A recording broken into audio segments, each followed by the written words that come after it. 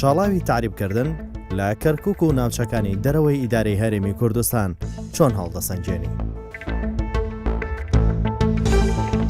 بەڕاستی تعریبکردن لە شاری کەرکووک ئەوەی ڕوویدا ئەوەی ڕۆیشت پێویستە لایەنە سیاسەکان هەمووی یەکگر بن و نێوماڵی کوڕێکی بخرێتن. بەڕاستی ئەو ڕووداوانی کە ڕوویداوە هەمووی بە زەرری کورد شکایتەوە.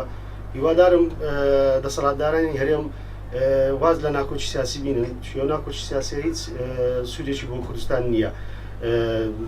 هەروە لە ئەو ململانەی کە ڕوویدایە پێویستە ئەو گەورە وچکاتی لە نێوانیان قبول بکرێتن و ئەوەی نەبیتن بێ وڵا ئەوە نێوماڵی کوردی وای لێکرێ یان هێشتر نێوماڵی کوردی وای پێش بەوەی ناکاتنی خەڵکی یعنی یەکتری تاوانبار بکەن.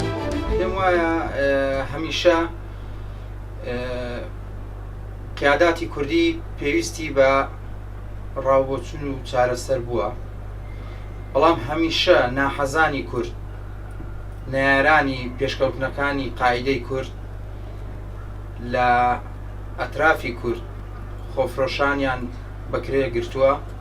هەمیشە خۆفرۆشان بوونیان هەبووە بەداخەوە، ئەوانە نیشتیمانیان بە سەرۆت و سامان ناسیوە. ئێمە دەبێت دەست لەناو دەست و بەهێزی پۆتی هێزی پێشمەرگا بە بازووی ئەو گەنج و قارەمانانە کە چەند ساڵە تێکۆشانیان کردووە لە بەرەکانی جەنگ خوێن و شەهیدمان داوە لە پێناو کەرکووک و هەموو جێ مادەکانی سەد و چەرک ئەو جێ ناکۆکان.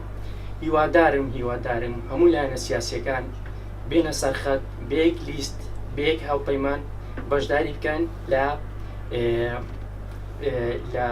پەرلەمانی عێراق بۆ دەستکەوتەکانی گەلی کورد و کوردستان.